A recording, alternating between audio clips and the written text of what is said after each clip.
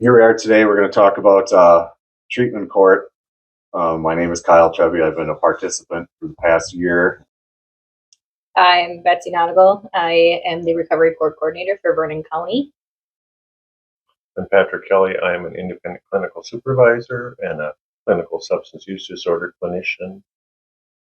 And I'm Eden Weller, longtime friend, lifelong friend, and supporter of what he's doing. For most people that are in recovery court, and Betsy can back me up on this, it's usually people that have a chronic progressive disease called substance use disorder.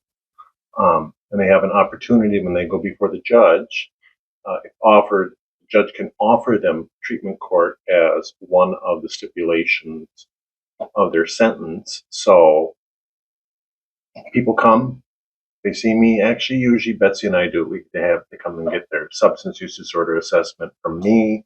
Then I determine if they have what level of misuse or disorder they have with substances. Kyle, of course, is an alcoholic, but we also have other people that have issues with opioids, methamphetamine, benzodiazepines, sedative hypnotics. So a variety of people. We have a hybrid court.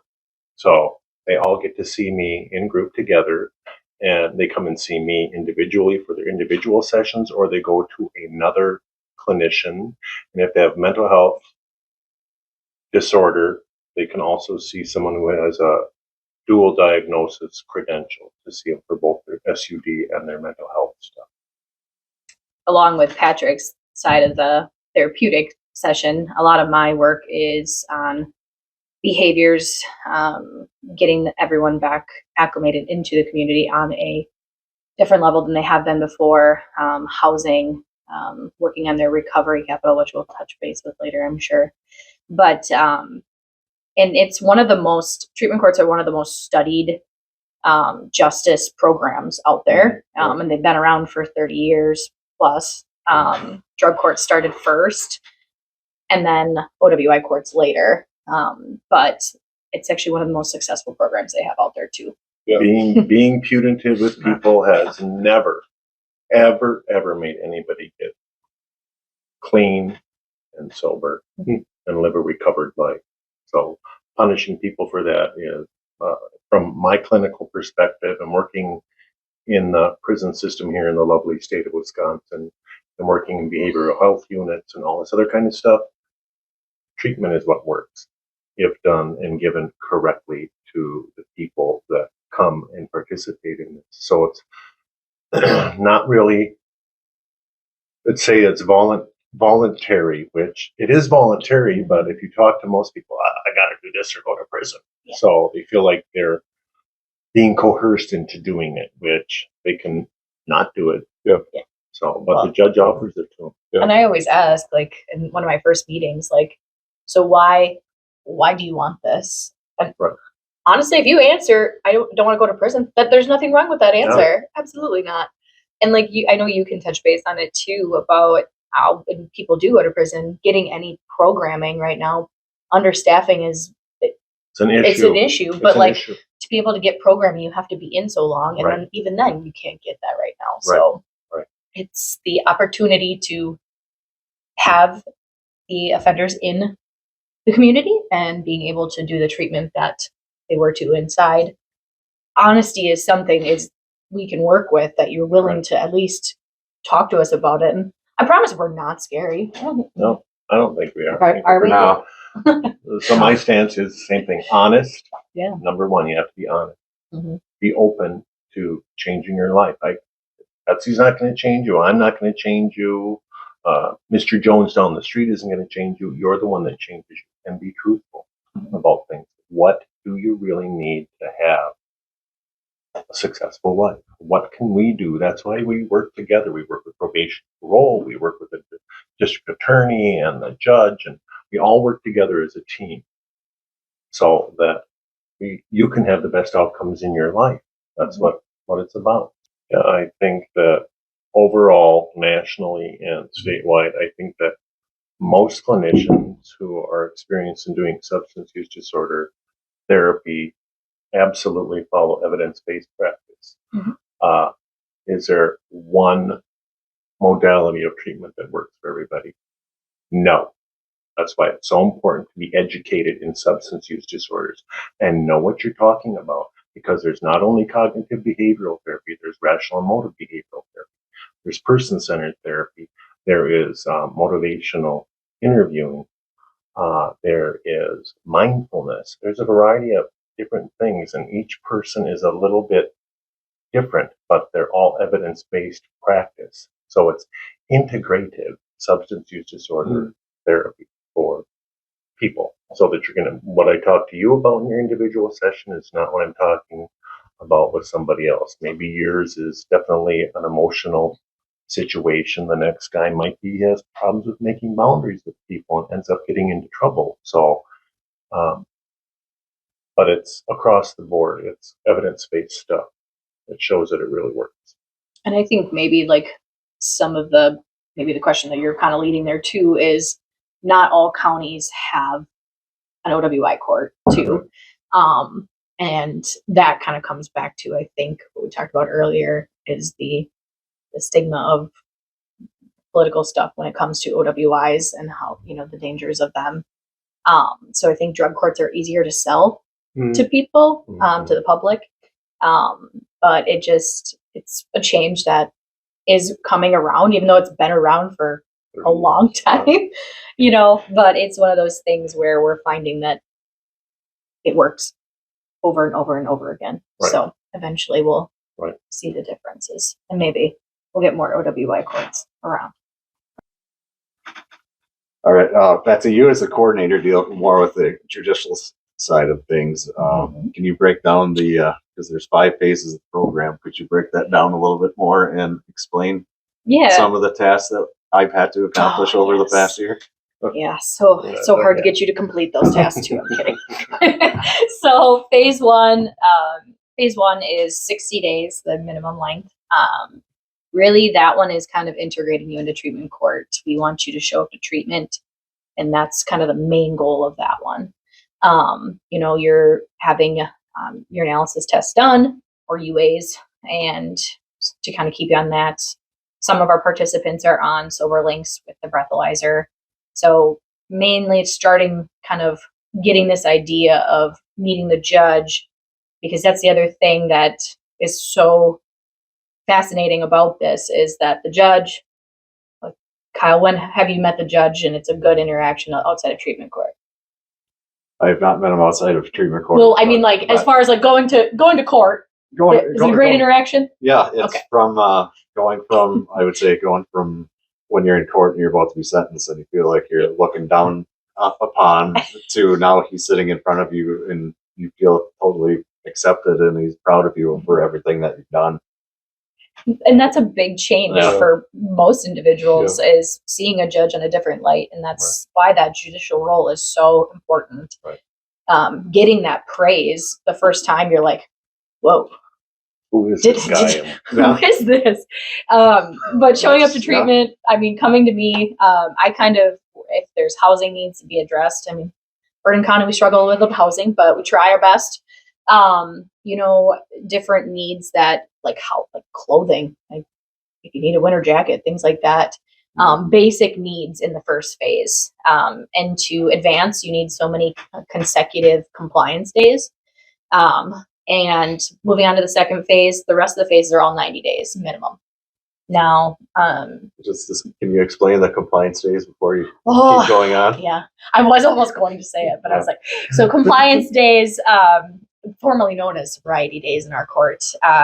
So as far as negative testing, showing no missed appointments, you know, complying with the program requirements, I guess you want to say it, versus sobriety days. But yes, you do have to have 14 days, I believe the first phase is, of negative testing before you advance. And then you have to apply, and we review it as a team to see if we're ready to go to the next phase. And then, like I said, later on, everything is 90 days minimum. And you have to complete an autobiography. And I think it's a kind of a fascinating thing to do it early on. I know, especially with you, that you found it very, healing too, and kind of opening up things. But to see where people are coming from too, and helping a little understanding on my side, because I will help. Like some people are not great at typing or wanting to write, so I will sit there and I will type. Was a dispatcher for years. I got the typing skills. So we do that kind of early phase. Second phase, still going to therapy twice a week, group therapy, and then individual sessions based on their recommendation from their provider. And then phase 3 and 4, we get you start working on group teachings, which I know Kyle loved. But group teachings in front of, they pick a topic and then they teach their own participants here. And I know that no one loves public speaking, but I think it's pretty cool to see the growth at that point. And then we do a vision board in phase 5. And now each of these phases, they all have so many compliance days that you need. It gets progressively more. But phase 5, we have them present a vision board. That's kind of like a physical copy of their autobiography, looking at their life, the pictures from when they were kids, or what means the most to them if they had a passion. And it's really free reign on that to see what you want. I've had multiple different boards across in my office. But then graduation, they have to have a minimum of 90 days of compliance days. So that's also sobriety days, I guess we'll call them. We have little different definitions sometimes too about those days. But then again, every application for each phase. This one has graduation has a little bit more to it because we work on continuing care plans, seeing what's going to be life afterwards, what's a plan, because we've been in such a structured, our participants have been in such a structured environment for 14 months. Then once treatment court's done, how are we going to maintain some structure in our life to keep our recovered lives going? Initially, everyone starts at every 2 weeks seeing the judge, which that is, again, the evidence-based material to see. New releases were saying that sometimes even once a week, depending on the participant. But after phase 3, that goes down to once a month. So first session of the month, we have court where everyone comes in. And I think our court is, I think it's special, but I think the interaction with Judge Gaskell and how he sits down right with the participant is pretty unique. I mean, I know multiple courts do it, but he's not up on the bench. Yeah, I was definitely a broken, defeated person when I started, and I could easily say a year later, by far, I'm completely a different person, and this may have been. You're different. Well, my personality and all that other stuff is the same, but the confidence that I've gained and all the other good things in life that come with that, and being open and being communicative with people and not hiding, has definitely opened my eyes and showed how much people love me, that before I really didn't realize that I had that much support. And then being part of this program and the amount of support that I just get from you guys in itself is, at times it almost wanted to seem overwhelming in the beginning, but it's definitely appreciative and all that other stuff. I definitely won't ever be able to thank you guys enough for changing my life. And that's kind of why I'm doing this today, was to get people to open their eyes and see this and give them the idea, or instead of being scared and say that this was too hard and I'm just going to go to prison, or other people who don't believe in this program, to actually see somebody who's been a part of it and how it's changed their life. I'd be interested in both of your perspectives around kind of what you've seen from Kyle, maybe perceptions when you first met him, and kind of journey of growth and where he is today. I remember my first encounter was on Zoom. Yeah. I thought, this guy lives by Stevens Point, and he's selling his house and everything, and he's moving to Vernon County. Yeah. I thought, I can't wait to see what this story is. So initially it was like, my thought was, this guy is really, really motivated. change his life. Mm. He wants to live a recovered life. So I mean, what have I seen? He hasn't changed. What he's changed is his behavior. He is now genuinely who he really is. He's not some new guy. We're not there to turn him into somebody that they're not. He's who he is now. He's finally found out what the basis of all of this addiction is really, really about in his life. So, and I'll let him share that. Mm-hmm. I think, when did I meet you? Phase 2? That was Phase 2, you were still in. it was Defined that was, facility. that was right when I was getting released from county or Vernon County Jail. And you picked me up and you took me to your office. Yep. That was right around the first time I met you. And I think that, like, what I've noticed, I mean, yes, I agree with you that he's still the same person, because I think you just are, but I think that there's the light is a little bit brighter than you were suppressing for a long time. And I think that you're seeing the life that you could have now, and how you talk about the people in your life, your main supporters, is just, it's great to hear. And we're not as rigid anymore. We are a little bit more open. This is a young man who didn't like to hear a compliment Oh, gosh, for all the money in the world. He did not want to have any kind of praise or anything to increase his self-esteem and self-efficacy. So now he's learning to accept compliments. So so he's Kyle now. He's not that guy that's rushing after work to get to the quick trip or the liquor store to get some beer to make everything go away. Is what he is. He's who he is now. Because I could say that I tried to control every aspect of my life, so nobody would ask me the question of how you're doing. Oh, you're Because that scared the living hell out of me.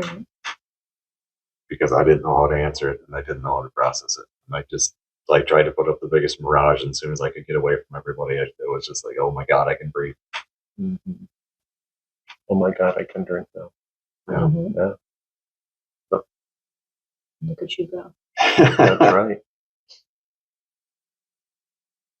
Now we're going to talk with Patrick a little bit, because he deals with the clinical side of things, the treatment area of the program. Can you elaborate what is expected from participants when they sit with you in treatment? Well, number one, honesty. They have to come and see me right away at the beginning to have their substance use disorder assessment. And usually they give you an hour, but sometimes an hour is not enough to do an assessment on a life lived using mood altering chemicals. So honesty is the most important thing. We talk right away about confidentiality and how it's so important that they know that they're in a safe place. That's the one thing I can say about the Vernon County Recovery Court. You're in a safe place even when you're with the judge. So they're in a safe place. So they know that. And then we go through everything in their life with a biopsychosocial, covering those areas of their life along with their use of mood altering chemicals. So that's the first thing they do. If they're not honest, if they're apprehensive or scared to disclose stuff, hopefully when I say you don't have to be afraid of anything, what we say here is for your benefit. You're safe.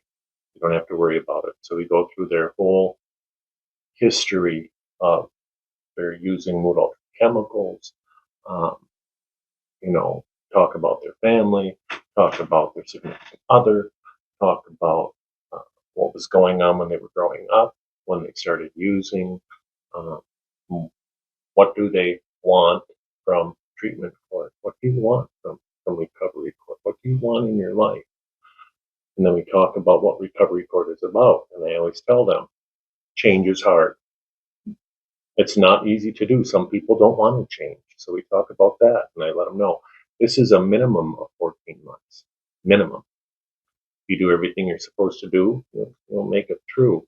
And let them know that if there is a problem, that Betsie and myself and the other team members all get together and say, is he ready to phase up to the next phase?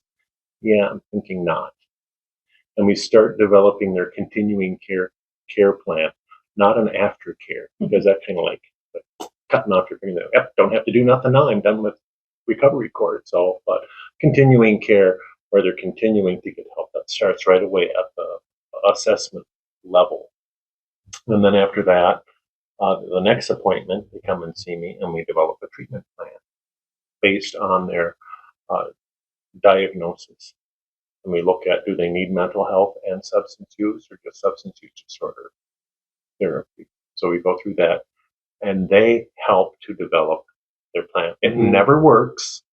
If you are a clinician and you're determining what they do, you're making a mistake on their treatment plan. They need to be involved in their treatment plan so that you can touch on what they're going to need to help them to be successful. I've got guys, well, I think I might want to go back to school.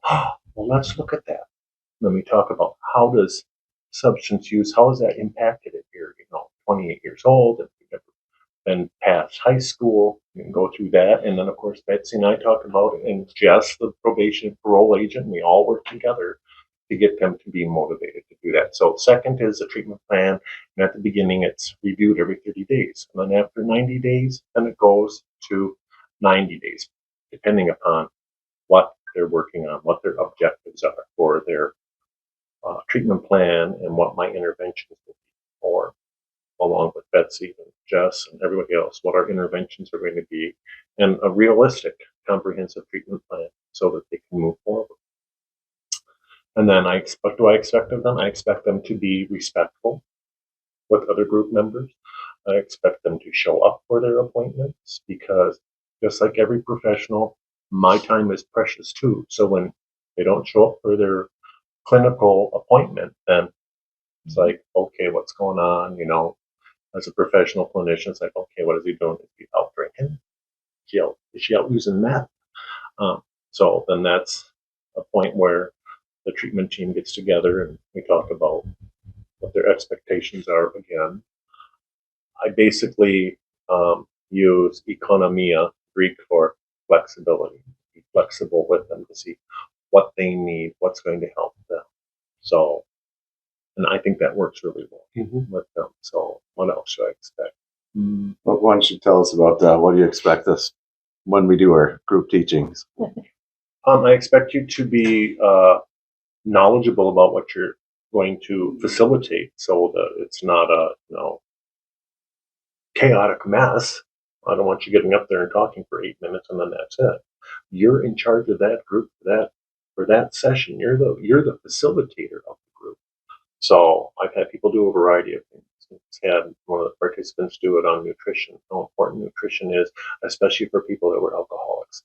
I've had people stumble through trying to do something that they really know about but are struggling with fear of, so it's like, okay, sit there at the table like you just talked with us and talk about what you have done your research on, what you know about this. So I want to be knowledgeable about it. I want them to get comfortable with being somebody who can be a leader in the community because people that have issues with substance use disorders aren't going to come running to me and they're not coming running to Betsie and they sure aren't running to the judge or the district attorney. They're going to come and see the person that has experienced and encountered this in their life firsthand. Cognitive behavioral therapy seems to be the going thing with substance use disorders, which I use it for cognitive restructuring. I love rational and motor behavioral therapy. That's like my favorite. That's like the child of cognitive behavioral therapy. Could you just explain cognitive to several people who may not know that? So here's the old adage. Your thinking controls how you feel, and how you feel controls how you behave. I'm like, okay. So I would espouse and say that I am definitely a behavioralist. And I think that that's part of why I did so well in the Department of Corrections and why I do well with this, because I'm more concerned. I always ask them, so when you got to jail, did the jailer say, what do you think of being here? How do you feel about it? They might do that, but their most important thing, they're concerned about how you're going to behave. Are you going to be a problem? Is it going to be a struggle for you? And then go from there. So rational motor behavioral therapy definitely is the ABCDE, activating event. What do you believe about the activating event? how do you counter what you believe? How do you dispute it? And what's the emotional stuff that goes along with that? Because I keep on coming back to, they're called mood altering chemicals for a reason. They're trying to either deal with not being loved as a child, they're dealing with trauma in their life, and if they are, then they're going to automatically go and see a mental health clinician. There's motivational interviewing, therapy that is really good, and that's where you're not asking why, you're not using closed-ended questions where you're doing, oh, tell me more about that. So what does that look like to you? How is your life going to look in 3 months? What does it look like after this? What are you doing? Mindfulness, a big one. Mm-hmm. They've come and seen me when they have a kabuskini on their wrist. That's a chotki, a prayer knot that they use. And they don't need to use it for religious purposes. They pick some kind of a intrapersonal communication mantra, something that they'll, I'm going to be okay. I'm all right. And they use that to remind themselves that I'm going to be all right. I'm going to be okay. That gets them outside of their own thinking. Because I think it's a lot with a lot of irrational, addictive, criminal thinking, or whatever I used to use, distorted thinking. Evidence-based practice. Now it's supposed to be practice-based evidence is what it's supposed to be. Most people that are substance use disorder clinicians say practice-based evidence. This practice with this person is what's working for that person. Of course, there's got to be a foundation like cognitive behavioral therapy, but you've got to kind of tweak it according to each individual person. Yeah. In integrative substance use disorder therapy. So, People with substance use disorder, do you believe many of them have deeper issues such as abandonment, sexual assault, death, emotional abuse, or it's just some kind of yes, and Trauma. yes. It's trauma. It's trauma usually. They're trying to, and it's the whole thing. What came first, the chicken or the egg? So for us, it's what came first, the mental health issues or the use? So, and there's, some people drink themselves into mental illness. Some people already have, post-traumatic stress disorder or some other type of trauma in their life that led to them medicating away the pain or the problem with. If you want to boil it down to everything, what are all human beings looking for? They want to be loved. They want love. That's what makes the world. They want that love, and connection's a part of that. Self-esteem and self-efficacy and all these things. Love is the basis for our human condition. Everybody's looking for someone. The opposite of addiction is not sobriety. The opposite of addiction is connection. I'm trying to think of that podcast about this. Yeah. I think he's British. Awesome podcast. Just type it in to YouTube, addiction and connection, and you'll find it. It's an awesome thing. You believe that substances or people use substances because they don't know how to deal with their emotions. And you like to call them mood altering chemicals. Absolutely. Yes, they are. Could you explain a little bit more on why you like to call them that? I've been working with people as a professional for over 30 years. I have worked with homeless people. I have worked with prostitutes. I have worked with drug addicts, alcoholics, people dying of AIDS, the homeless, a variety of different things. And every one of them that's using is usually trying to alter somehow the reality around them. That I can't deal with that. I need to get something to be connected to. And if they can't go to another person, they're going to get connected to a mood altering chemical, a substance, to have that connection that which you hear in that podcast that he gets. And he uses Portugal as a good image of what a culture can do if they connect people. All the money spent on combating drugs. If Portugal said, "Oh, we're going to help you get a job. We're going to give you a job," instead of spending the money on all this other stuff, they're using it to help people get connected. So I call it a mood altering chemical because I haven't met one person yet in 30 years of going out at night in Harlem and working with people, with other clergy, and seeing what devastation that brings. And there's no greater joy than to see a little bag lady with her shopping carriage helping to redo an abandoned building to get shelter for homeless people, drug addicts and alcoholics and prostitutes and all that kind of stuff. So Can you explain the difference between abstaining and being sober? okay, abstinence means that, it's kind of like when you're doing a diagnosis for somebody. Alcohol use disorder severe in early remission, meaning more than 3 months, but less than 12 months. And then sustained remission, which is 12 months. And how long does that go? Nobody tells you that, but we know that. Anywhere from 1 to 5 years, because after 5 years, then you're stable in your life. Sober, for me, goes back to how they think in the East. When all the members of the Eastern Orthodox Church have a council together, it's called the Sobor. It means we're all thinking alike. We're all clear-minded is what I believe sober is. Not, I'm not using drugs today, which it's a misused word. Figure out what it really is. There's abstinence where they could go 14 months with abstaining from using and then, pick up something, the day after graduation, because I've seen it. And then you have people that really become clear-minded after we've been in treatment for a while and they go, wow, I really want to do something different, but I'm going to go and talk to Betsie and see if she can help me with this. I'm going to go and talk to Jess and ask, I haven't seen my cousins in 5 years because I've been using. See if I can go and visit them. So sober for me is not using. It's about being clear-minded and changing your life, living transfigured lives. In the beginning phase is really, we haven't even touched on this, I thought about is changing people, places, and things. Oh yeah. Because as you kind of, develop in your use, you associate with people who are also using typically. And those people might not be ready for the same thing that you're ready for.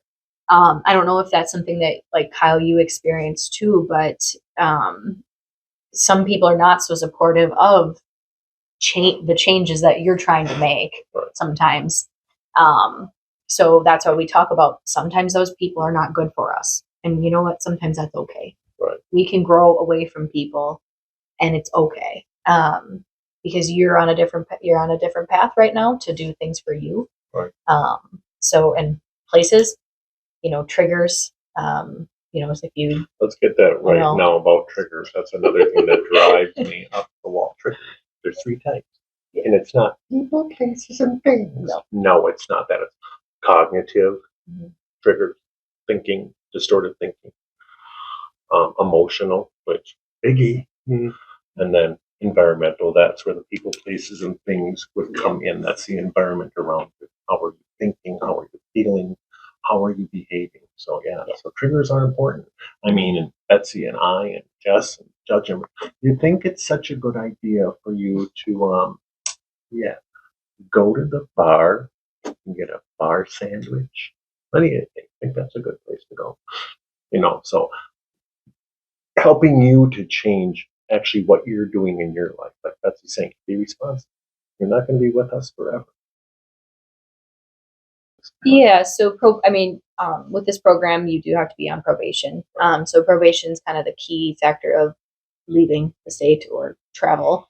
And it's an incentive based, that's a reward for the progress that you're making. So if you had been having multiple positive UAs, not showing up to treatment, that's a different story. Those would not have awarded. When those were awarded, those were something, yes, you needed clothes, winter clothes. That's a good thing. Yeah. And you were making the progress that we wanted you to. So that was a incentive to keep doing that behavior. Right. So yes, are those situations that we are able to grant those. I know probation has given out-of-state travel, and they're still closely monitored by either the Sober Link or the drug patch is what we also use. So there is monitoring. It's not a free for all, but they're still monitoring while those are, but they're used as a reward because you are doing the things that you're supposed to do, and we're rewarding your positive behavior. Right. We're not State dependent learning. throwing you in the jail because you used once. We're Right. rewarding you for the things that you did do right. Mhm. You showed up to treatment 3 times this week or something. That's just Yeah. you showed up every day. That's good. I love when we talk about what rewards did you give them? What's the most important reward that I've heard from, I think, all the members of the group?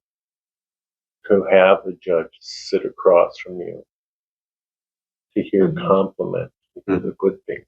That's far more important. I told the judge the last time we got together, they were all afraid of you. Guess what? Now they all love you. They know you are there to look for their best interest. So I think it's surprising.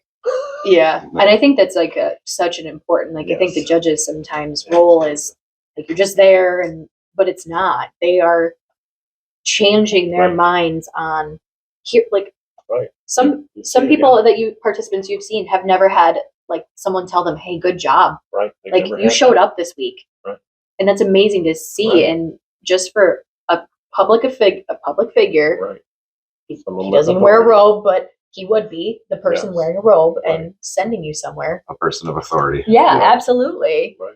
And he's telling you, I'm just proud that you showed up today. Like, good for you. That's amazing. You didn't use for 7 days. Awesome. Absolutely. You didn't use for 1 day. Awesome. Just how he interacts. It's just incredible. And does he, if he has to, he has the firm hand that he can, if there is something going on, we can address the sanction. Sometimes and that's the one thing behind treatment court is jail is used as the last alternative. Last resort. And I mean, there are things like, more reporting, like they have to come in back to More me therapeutic weekly, intervention. go to Patrick, sometimes community service, or even just writing a paper about why it's important to be honest. Why do you feel? So there's so many different things, but what has jail taught our participants in the past? They can do it easy. They can do it standing on their head, whatever. Right. Oh, that's nothing. It's the easiest thing in the world to our participants. So obviously it hasn't worked because we're back here again. Right. So let's try something new. And the one thing I wanted to say is because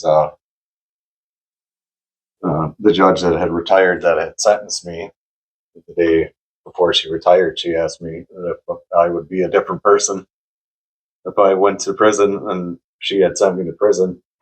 And when I got out 18 months later, if I would have been any different, I told her no. But that was just a straight answer. And in the 6 months that I got to meet her and speak with her, she was just amazed in the progress that I had made in the 6 months. Mm-hmm. Save yourself, and you will save 1,000 around. And that's paraphrasing Seraphim of Sorrow. Save yourself, and you will save 1,000 around. How do you feel about that? Now you got a big giant responsibility. That's why I once I go back to the real world and I'm done with the program, I do plan on coming back and at least helping you guys or in some way of some sort. And this was also part of the thing of doing this. It's a way of giving back. So hopefully this will give somebody else an opportunity who would either thought that this is too hard of a program to participate in, or hopefully get some people who are higher up in society that will see this and they'll try and promote this program more to give more people an opportunity instead of going to prison. Because I can always ask you the question, has anybody been punished sober? No, I've never seen it, and I've worked a maximum, medium, and minimum security prison. What's the most impactful thing for people that need help? Reach out your hand. Reach out your hand. Here it is. All you have to do is you have to grab that hand and say, I want help. The anastasia, a descent into the darkness, into Hades, death, and being pulled out. You have to lift your hand up. You have to want to be helped. You have to want to save yourself, or you're not going to help anybody. This sounds like a great program. Why do you think it's so underutilized around the state? Money, money, money. Qualified people like Betsy, myself, backing by the community, backing by the legislature, backing by all the entities that could make this a possible thing in every single county in this state. Implementing, helping people get educations that are going to help them to help other people. They all go into substance use disorder, therapy, counseling, whatever you want to call it. Not because we're trying to get something, but we're trying to give something. So yeah, I think that if the state of Wisconsin implement a system which would make our jobs easier, sober living in every county for people that are involved, job training in every county for people that are trying to live a sober life, people that are willing to give alcoholics and drug addicts another chance as far as employment goes. Ban the box thing like they have in Minnesota. Don't be asking them if they have a felony. Some of us who work in this have a past too. We're not all pure and white as the driven snow, but giving them the opportunity to change their life.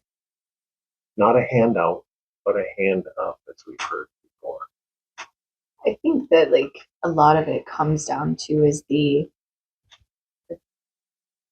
whole community as what we have looked at it, and that's a big social change that is still working on it.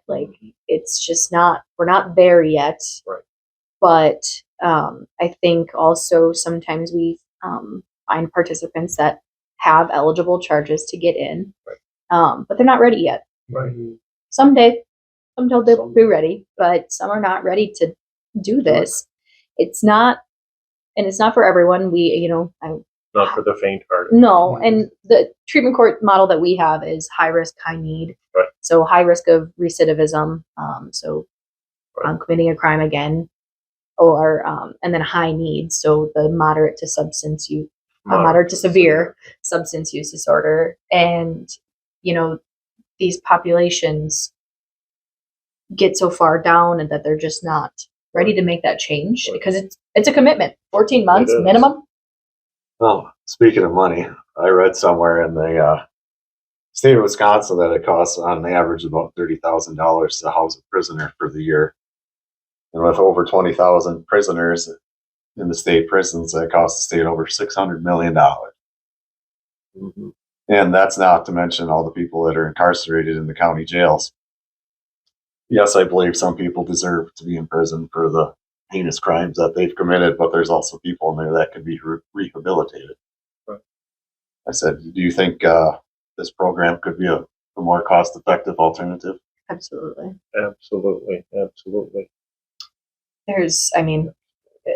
There's not as much statistics in specifically Wisconsin right now, and I know they're working on that for cost dollars saved, but I think that the national ones are around $6,000 that they are essentially saving per person. Mm-hmm. So think about that. How many participants in the state have happened in this year?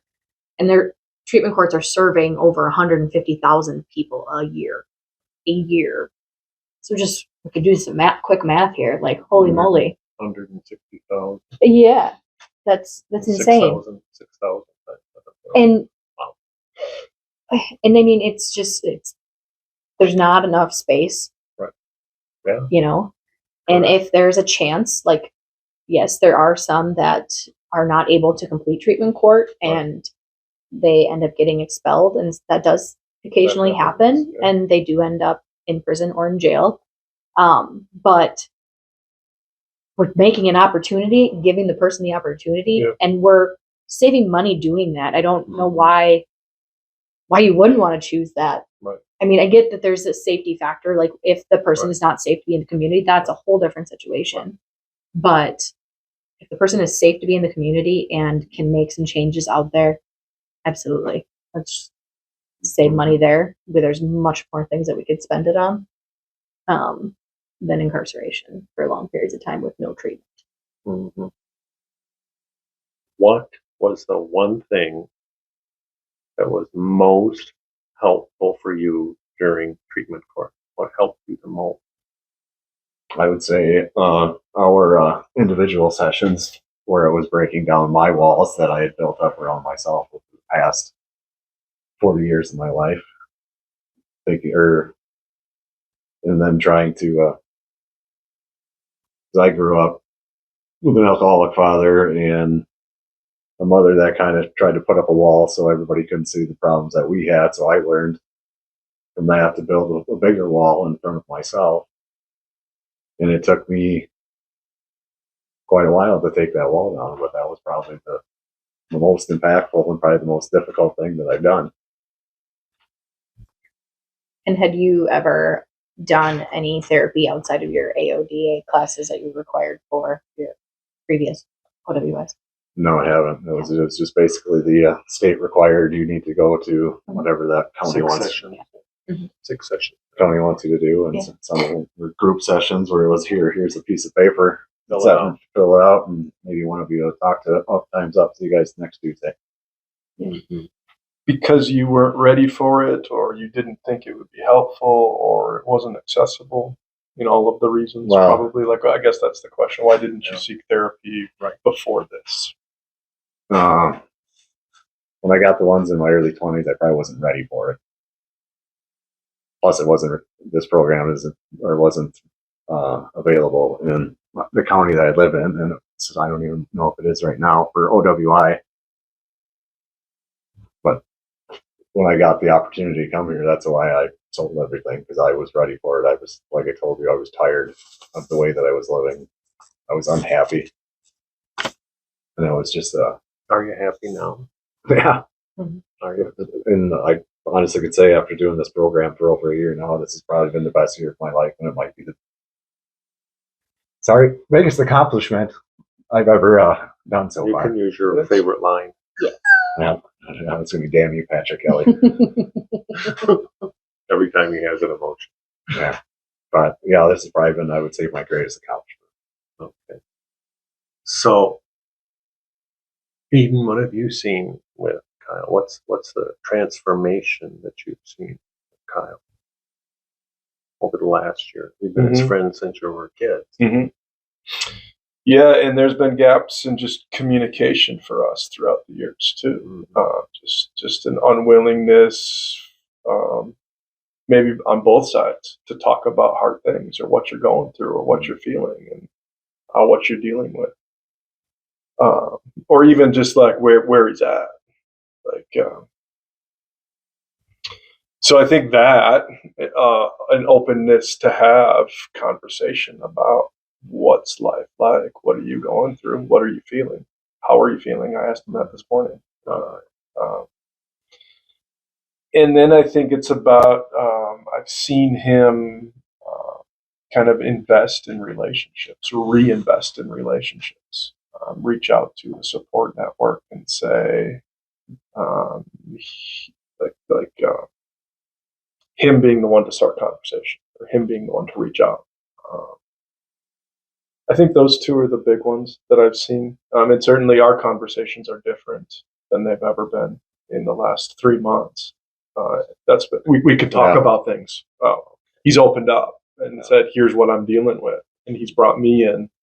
So his openness has helped you to look at difficult things in your life. Yeah. Oh. But just like going back, like say with the gaps and that stuff, I had gaps with everybody because I was so vague, and like I said, I didn't want people asking me how I was doing.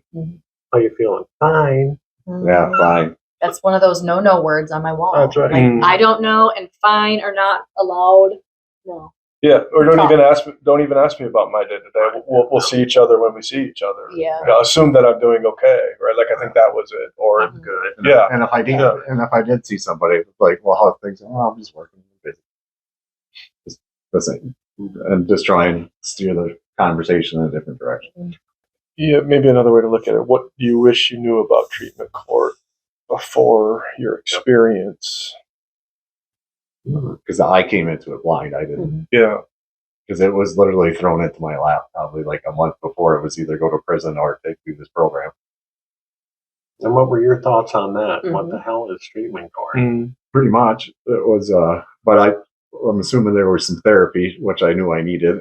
But like all the other stuff, it was just a quick rundown. And this is like another thing. If this would be to educate people. So that would be something that we could do as recovery courts, treatment courts. Put it out there so you're not just hearing about it from the judge when you're sitting No. like, Just educate the general public. right. Mhm. Okay. Hopefully this podcast will help to educate some people. Because in my opinion, I know you said this is a very difficult program and all that, but It is. in my opinion, I didn't think it was that difficult because I wanted to do it. And if you don't want to do it, anything's difficult. Right. Yeah, 20 years, 19 years of Mhm. doing your own thing. Finally figured it out.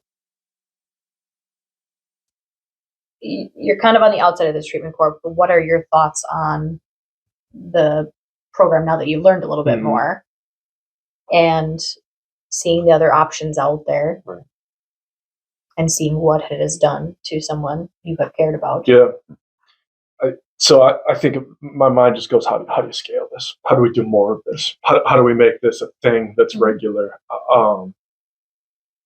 And I think, my questions early were around like, what makes this unique and special? And it's you guys sitting at this table, Mhm. the people, the personable human approach that you take with these participants, your ability to be vulnerable with them, to show up, and then I think about therapy in general, right? Why are we waiting till it's court time and it's either go to prison or get therapy? Is that like societally? Like one of your questions was around just. I spent some time thinking about male therapy, men's mental health, and male Right. therapy is an area that I'm working in, innovating in. So I don't know if that answers your question. Other than like this is incredible. Yeah. This is how therapy works. I'm learning a ton about like what makes it successful, and then like what are the other places in which this can play, whether it be scaling treatment court throughout the state, getting additional funding for that, or just like, so I think about the next generation. This is generational. It is like, right, when we talk about the trauma and the underlying cause of that, right, is based on how we were raised societally, the impact that alcohol has on us in the state of Wisconsin. So knowing what we know now, how are we raising that next generation? And what might be a more proactive approach to all of that is where my mind goes. And this is incredibly fascinating for me to see this from the outside. My partner is a social worker, and she's a big believer in treatment court in Allegheny County. So I just get an understanding for that. And then on the personal approach, incredibly proud of you, Kyle, of what you're doing. Proud of you, brother. And then just to kind of see that and see the support that was offered to him. And then when I first learned about it and he wrote to me, and I said, this Kyle's going to be incredible at this. He's ready and he's going to be incredible at this. And I believe that he has the skills, just knowing what I know about Kyle, to get through this. So like individually for someone to put so much energy and effort in himself through the. Any closing remarks? Besides that, don't look at this program as a punishment. Look at it as an investment in yourself, because that's what I did. And people could say to me, well, you have to leave your job for over a year. You have to do this. This costs you so much money. But what's the difference than going to college and investing in yourself? Or yes, I said, yes, you're not forced by the law to do this or to go to a university, but I treated this as an opportunity to invest in myself, and it will probably make me more money in the long run and save me more money than the money that I was blowing every day on alcohol. hopefully whoever gets to watch this, hopefully you take the time to think about it and hopefully spread the word, or because I know there's a lot of us out there that have struggled and will continue to struggle. I just don't think that that person that's sitting by themselves at the corner of the bar drinking is okay, because he's probably not. He's there for a reason. That reason's to pass something that he doesn't want to deal with. Or her. Or her. Or her, right.